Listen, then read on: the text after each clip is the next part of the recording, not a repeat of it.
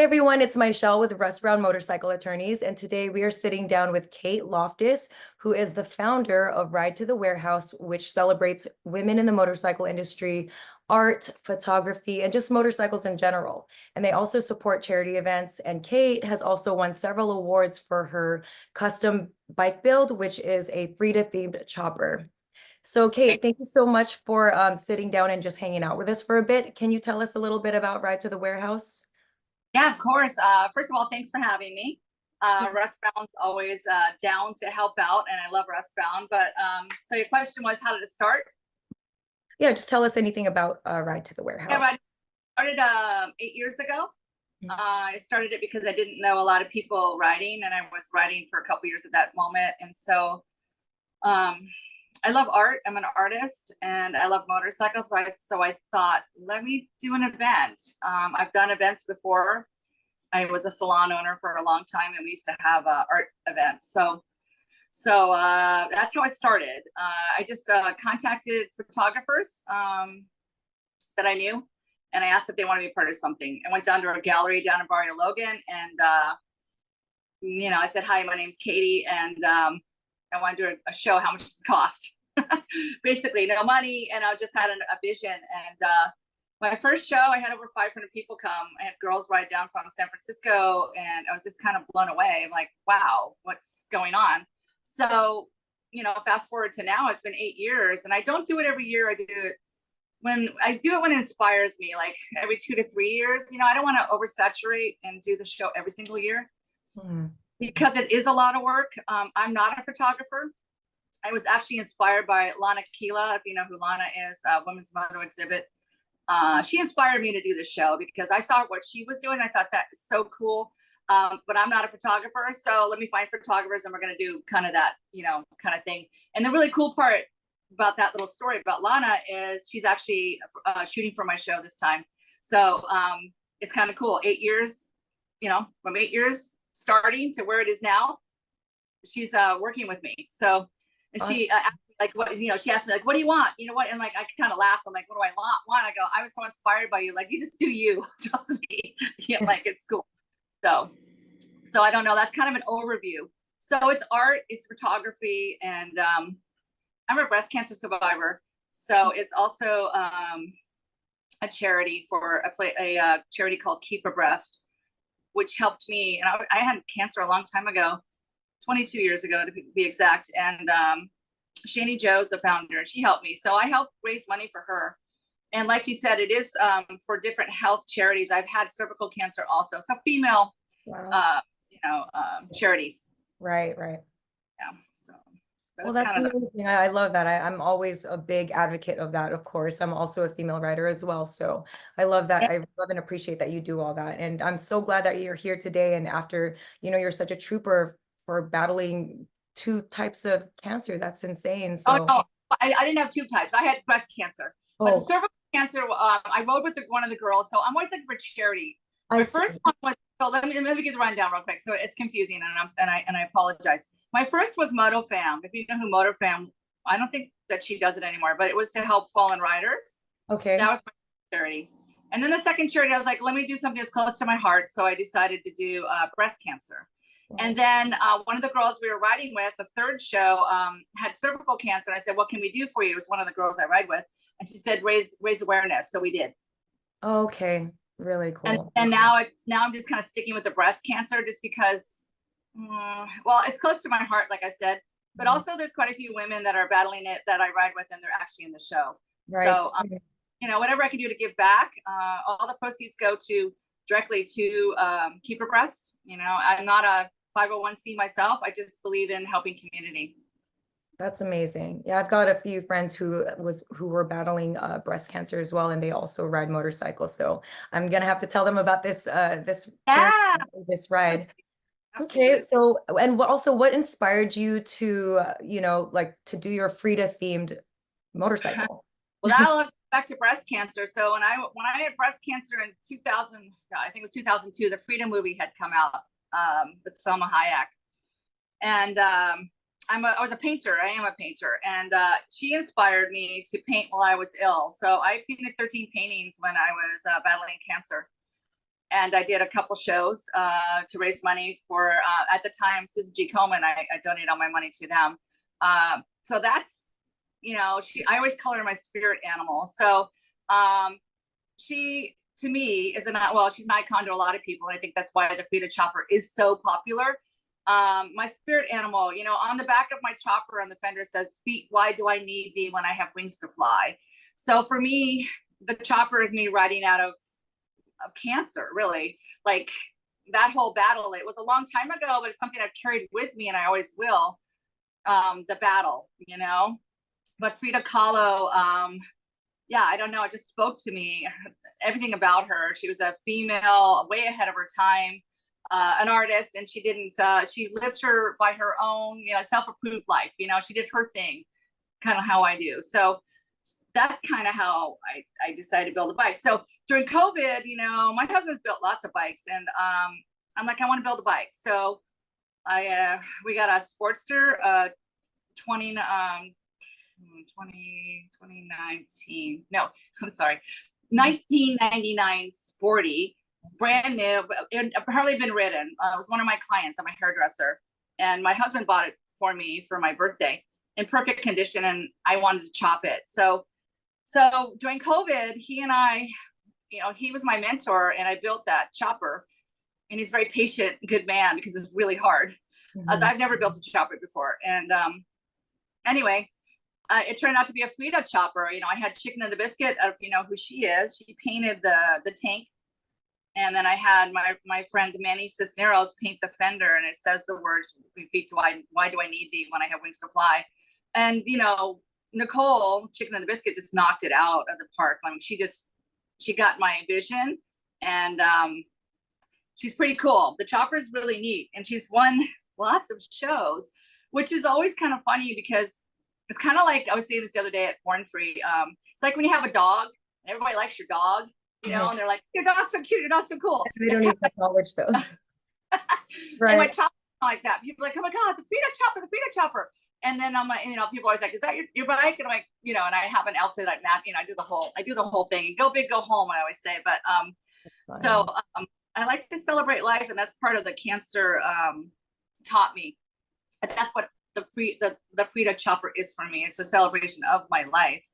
I was actually just invited to do the hand-built show in LA, which I'm kind of blown away because it's an invitation only. And anyway, I think she's over and like done with the shows, and then people keep, inviting her, and she keeps going. So well, that's really cool. I love that you have that kind of like deep sentimental attachment to your motorcycles. I think a lot of us riders, we have our own stories and our own like passions and love and reasons why we love our motorcycles and why we love riding. So it's really cool to understand yours. So how did your motorcycle or your passion for motorcycles even start?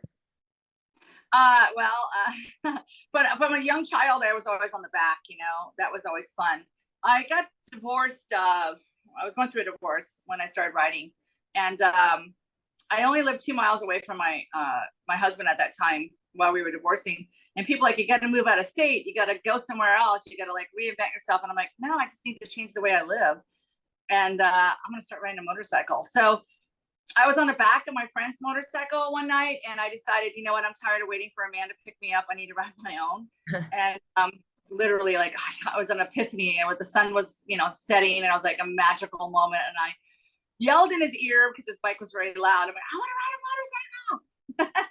He's like, okay, I'll help you. So, that's how I started, because I wanted to be free. When I was going through a really hard time in my life, and I know that anyone that rides can relate. It's transformative. It's magical. It's like empowering. And that's why I do the show for women, because it is so empowering. When I felt so completely disempowered by what was happening in my life, when it all was falling away and everything I knew and loved was gone, I had that bike. I sold my car. I had, it was a hard time in my life, but that bike was the biggest joy of my life. Right. I would, go to work, and after work, I, ride home, and I just keep going. I'd go over the Coronado Bridge, and I just keep going, So that saved my life. The bike literally saved my life and built me a whole amazing community that I have now today. So. Right. Yeah. Throttle therapy is absolutely real. And the people that you meet the two-wheeled community is they're just amazing, you know, like it's really cool. So where did you learn your skills on a motorcycle? Like how did you train or did you practice, go to the track? Yeah. Well, I wanted to ride a motorcycle, which I told my friend Scott that night. So I took the course. I signed up for the police course, you know, the 3-day thing. It's like MSF, two. right? Yeah, I did that. And then I got a Honda Shadow, which I had no money and no one would give me any money. And I wanted a motorcycle. You know, I was going through divorce, I had nothing, you know, nothing. And I was like, I want a motorcycle. So a friend of mine sold me his Honda Shadow and he did payments. I think I bought it for like $2,500, $2,300 or something. And I'm like, oh, it's a big bike. It's a big bike. I don't know. My friend Scott's like, oh, it's not that big. You'll grow out of it. I'm like, oh, it's so big. Anyway, I started riding that bike a lot. And then within 6 months, I really wanted a Harley Davidson. And there was no one that was going to help me. And my credit was crap because I was going through a divorce. And my good friend's husband or ex-husband at the time, he co-signed for a Harley Davidson for me. I walked into the dealership and I bought a $22,000 bike. Get rid of my car and started riding every weekend with these old guys, you know, old Harley guys. Harley guys, yeah. Yeah, they're the best. They put me in the middle. And I'm sure they're so happy to have you along with them. they're so amazing. I mean, and that's the thing, like you said earlier, like there's so many amazing people in ride motorcycles. So the throttle therapy, like you said, so that's what this was. And so every Saturday, every Sunday it was called Easy Riders. It was like meetup group on, you know, on the internet. And I just I don't know anybody. So, but those men taught me how to ride, you know, and we went through the hills and I mean, it was amazing. And, you know, it got to a point when they wanted me to lead and they taught me how to be a lead. They taught me how to be a sweep. They taught me how to, I mean, I'm forever indebted to those people. Anyway, that's how I started and that's how I learned my skills, you know, and I got rid of my car. So I committed to it. Right. So you get real good when you have a motorcycle. I love that they taught you how to be a lead and a sweep. That's so useful because you get like two different perspectives of of a big group ride like that. You can kind of be the leader and, you know, navigate where everyone's going and you're kind of in charge. But being the sweep is just as important because you're making sure that everybody is safe and everyone is getting to the destination safely. Oh yeah, this is very important. I learned that. Like that's kind of one of my favorite places to be is in the back. But right. I you get to see everything. Right. You got to make sure when no one gets left behind. You got to make sure, you know, if something happens, the front person doesn't know, you got to be able to take care of it. So those are great skills to have. But then that's why I started the show is because I didn't know a lot of women. Right. You know, I had my best friend, Mandy. She bought a Honda Shadow right after I bought mine. And she's my ride or die to this day. And, but that was it, you know, and then I started meeting women through the show. Literally. I just started, it was San Diego Moto Girls, I think it was. And I think they have a Sin City Moto Girls now, but that was a group that was around back, you know, 8 years ago. Right. And that's kind of how all that happened. But yeah. You still have the Honda Shadow or is that something you just No, I traded that. What did I do to it? I traded it in for Harley Davidson. It gave me like, you know, $500 or something silly. But no, I grew out of that thing so fast that, you know, on the freeway at 80, the thing was squirrely. I was all over the place. And then I got my big, my Softail 2013. And I've done big trips. That's how I bonded with my husband that I have now, my second husband. We were just friends hanging out riding and we went on a big trip to, you know, a 3,000-mile trip to Utah and the Grand Canyon and all. And, you know, it's going to make or break you if you're riding together because, you know, it's a lot. It's a lot. Right? You'll go through all the motions. Right. You know, fatigue, whatever. We had all kinds of motorcycle broke down, all kinds, but we bonded on that trip and, you know, and then he asked me to marry him not too far after, but. Oh, that's so cute. I love that. Okay. So, and of all the places that you've ridden, where's your favorite place that you've ridden? So far? Wow. Utah. Oh, it's beautiful out there. Which part? Have you done that before? I've been to Utah, but not, I have ridden. I rode a Bonneville Triumph. I rented motorcycles. Oh yeah. For Bonneville now. Yeah, I love those bikes. And then like me and a bunch of some girlfriends, we just rode everywhere. I can't really remember where we did, but I just know it was beautiful. I mean, I didn't have any idea how beautiful Utah is. Right. That's the thing about riding. Like I've seen more beautiful places since I've had a motorcycle in the last 10 years, 13 years in my entire life. You know what I'm saying? Hmm. You go in places and, you know, like riding a motorcycle, there's nothing like it because you're in it. You're not, you know, you're in the movie, you're not watching the movie. I mean, I had no idea that Utah was so amazing. So I'd love to go back. Southern Utah, we went to Bryce, we did, you know, Zion, stayed in Moab, camped. Yeah, we did like 3,500 miles. And then we ended up on the side of the road at the end. You know, my husband's 1980, I think it was an 88 Road King police bike blew up because of the heat. It was super hot. It's like 120, you know. Oh my gosh, it was 120 degrees, or the bike was? 120 degrees. So the thing about the trip that we did, we had hail, we had 36 degrees at the Grand Canyon. That's the thing about doing a tour, is you have all kinds of, you know, long hours, you know, 12-hour days, or, you know, 5-hour days, or Weather, or, rain, you know, right. the minute you get your rain gear on, you gotta like, you know, it hailstorm stops, you know. You're like, oh my God, it took me 10 minutes to get this shit on. Anyway, but yeah, I mean, that's a cool part about all the elements. But yeah, 120. And that's why my husband said he wanted to marry me, because he broke down twice. On the way out the first time from Vegas, because we went to Vegas after the long trip. We stayed at a really cool hotel. We got showered and the whole bit. And then we got back on our bikes and we got about an hour and a half outside of Vegas. So at a truck stop, he blew a tire. So we had to turn around and go back to Vegas, and it was 120.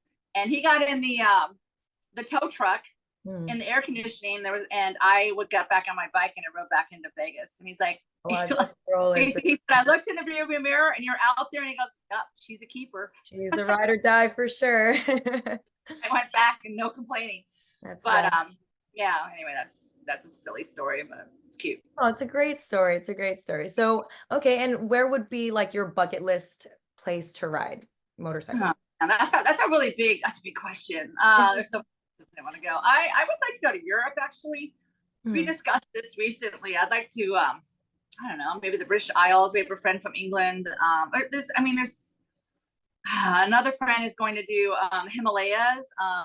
Suka, his friend Rob, he's gonna go do the Himalayas with us. I'm like, oh, I really like to do that. You know, I'm all about the adventure. I mean, life is short, and I'm able to ride, and I'm healthy, and I just want to go. So those are, I guess, you know, Himalayas are really cool.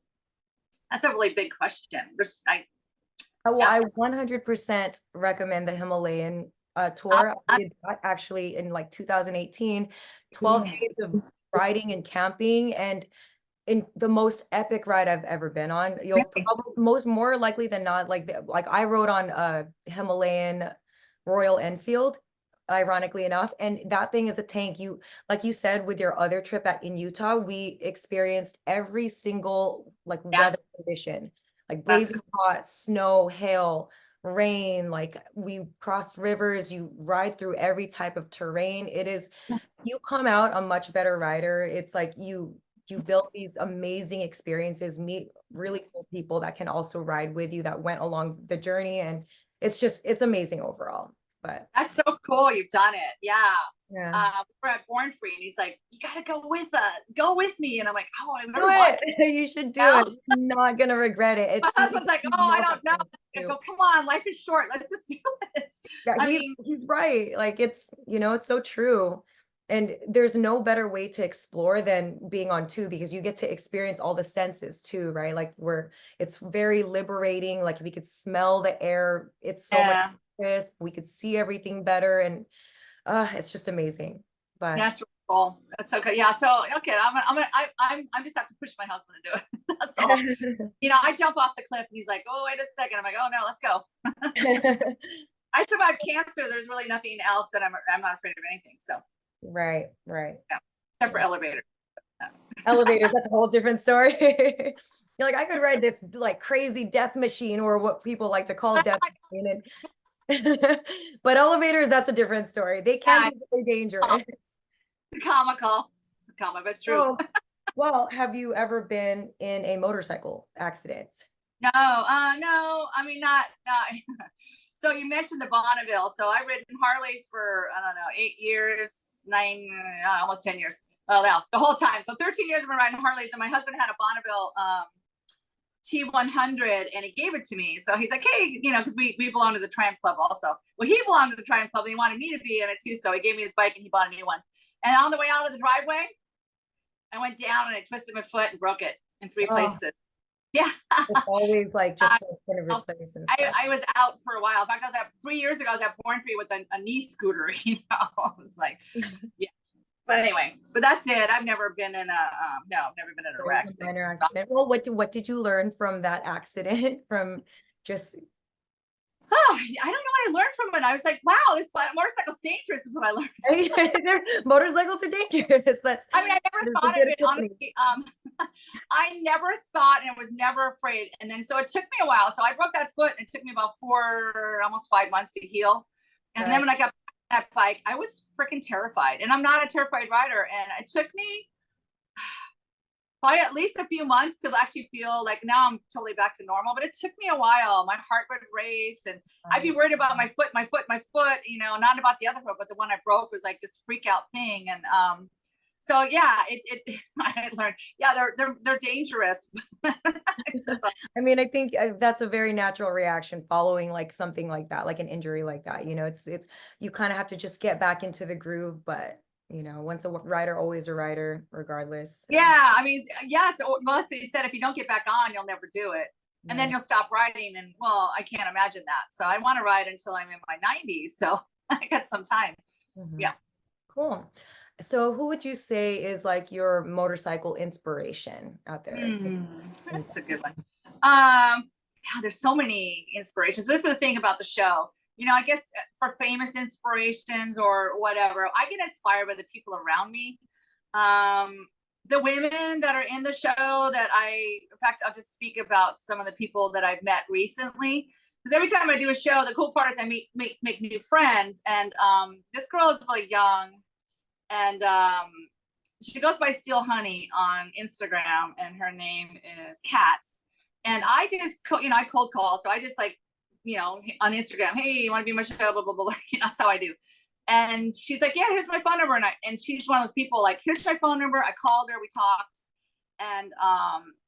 And she built a chopper completely, 100% built it. She's 33, I think. So a little younger than me, a lot younger. And she wrote it. So I was shooting in Bisbee with a photographer in March for the Prowl. And I love the Prowl, by the way, one of my favorite events. And she's like, oh, I'll ride it. I'll meet you. And I'm like, you're going to ride your chopper to Bisbee? And she's like, yeah. I'm like, you know, that's like 13 hours in a car. Yeah. So anyway, she rode all the way to Bisbee with her friend. And anyway, she inspires me because she's such a badass. Like, I was never that cool at 33 years old. She owns it. She just knows what she wants to do. And I'm so, like, again, I'm so inspired. So I would say that right now in this moment in my life, she's one of those people that's really influenced me and really inspired me. She was just in Axel's Hideout. And anyway, I've become friends with her, and I'm super honored that we hang out because she teaches me a lot, and she's a lot younger, but you know, your inspiration can come from anywhere. Right. It's her spirit, you know, it's her gumption I'm going to get that shit done, and I'm going to do it myself. I'm like, fuck yeah, I love that. You know? So anyway, I guess that's one of my big inspirations at this moment. And then I guess Jesse Combs would be in there. And I had a scarf on my, it's right here. I had this on my bike. I just took it off recently, but I had that on my bike because she was like how I feel, that, you know, she was a badass, but she would connect with the community and empower all the people that she would meet.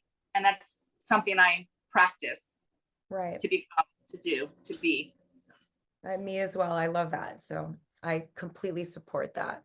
And what's one piece of advice that you would want to give to anybody who also wants to like organize events in their community or give back or something? Yeah, I mean, it's organizing events.